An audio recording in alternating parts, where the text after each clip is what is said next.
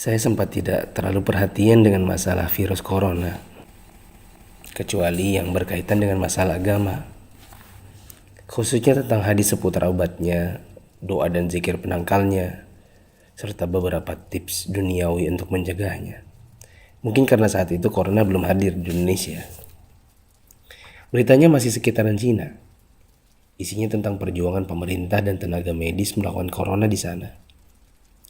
Itu tergambar dari foto wajah tenaga medis yang memerah bekas masker dan kacamata. Saya hanya sebatas mengerti betapa beratnya tugas mereka. Saya sempat jengkel saat melihat video warga Iran yang menjilati pagar kuburan dan membaca tulisan tentang rakyat Italia yang dinilai sangat meremehkan.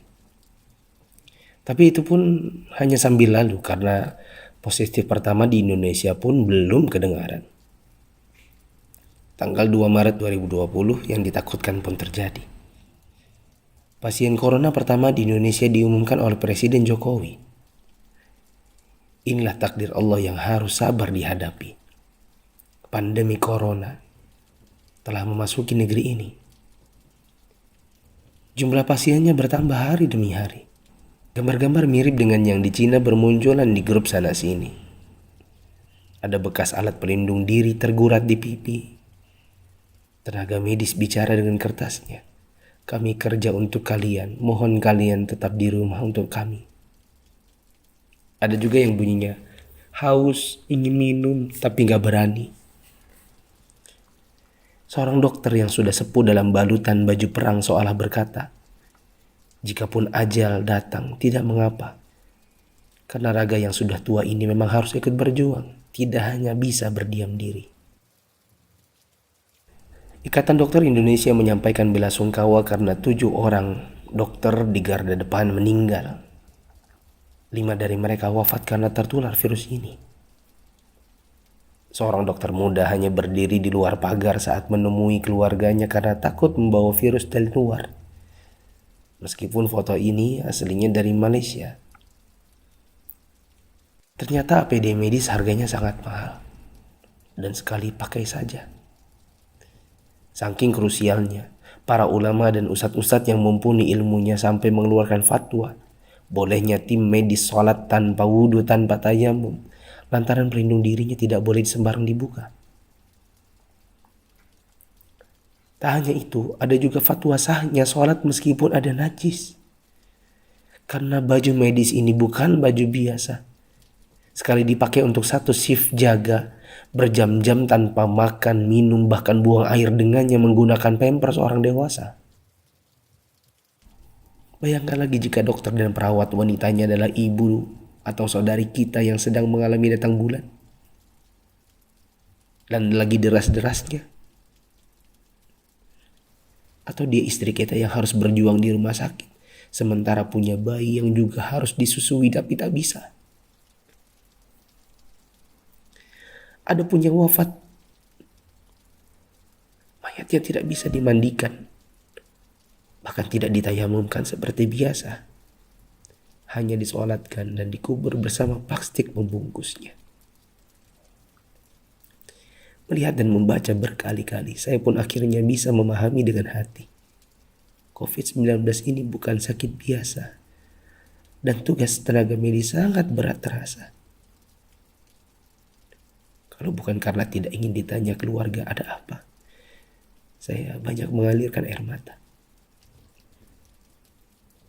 Untuk pasien positif corona dan keluarganya, sabar ya, insya Allah sembuh tidak lama. Jika bersabar, kita dapat pahala. Di rumah dulu sampai negatif. Kasihan jika virus ini menular ke orang lain. Apalagi kepada yang punya penyakit penyerta dan lanjut usia. Untuk yang harus keluar dan tidak ada pilihan kedua, semoga Allah memberikan saya dan teman-teman keselamatan dan rezeki untuk keluarga. Jaga kesehatan ya. Usahakan jaga jarak dengan orang di sekitar kita. Kita tidak tahu siapa yang tertular, siapa yang sehat. Karena yang positif corona pun bisa jadi tidak merasa karena tidak ada gejala. Untuk yang masih abai dari solidaritas bersama, Saya ingin mengetuk pintu hati dan meminta waktu teman-teman sebentar saja. Yuk kita berpikir bersama. Jika teman-teman menggunakan media sosial atau punya kotak kaca media massa, teman-teman pasti sudah mendengar berbagai penjelasan wabah yang melanda.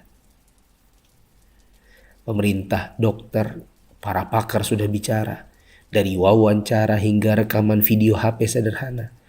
Para ahli statistika mengemukakan data dengan tabel, grafik, dan semua media yang mereka punya. Teman-teman pun tinggal ketik halo di WA COVID-19 dan bertanya dengan input satu huruf saja. Jika data itu jelimet untuk dibaca, mungkin teman-teman bisa nonton versi kartunnya. Semua tenaga sudah dikerahkan oleh berbagai kalangan untuk membuka mata hati kita.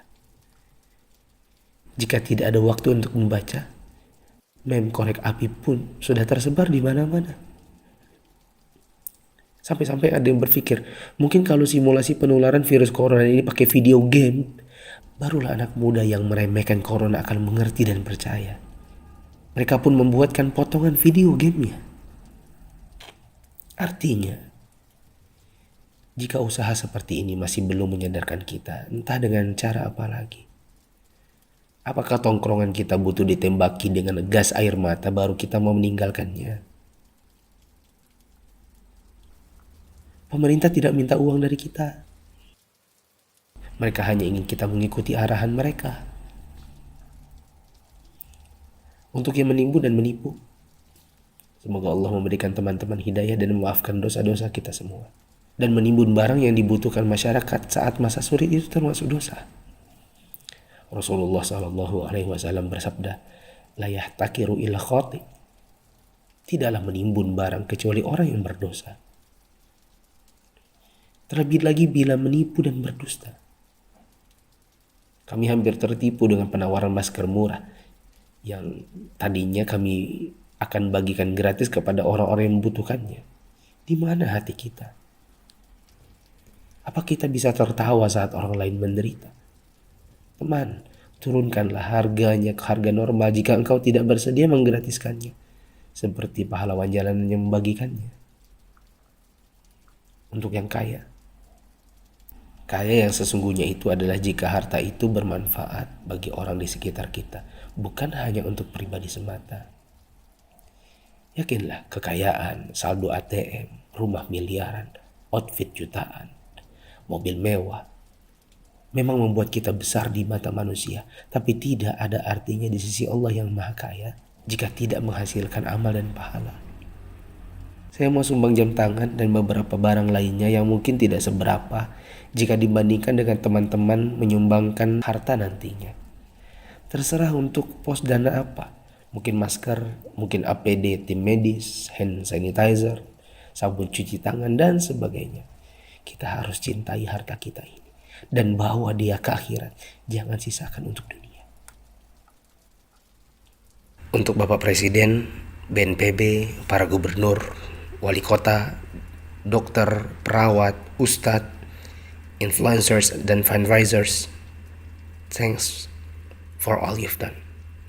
Terima kasih. Jazakumullahu khairan. Semoga Allah balas teman-teman dengan tambahan iman, hidayah, dan pahala, hingga kita semua bisa dikumpulkan Sang Pencipta di dalam surganya.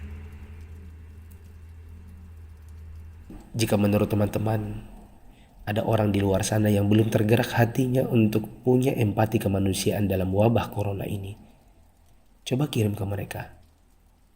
Siapa tahu setelah ini mereka bangkit mengerjakan amal kebajikan dan kita ikut dapat pahalanya.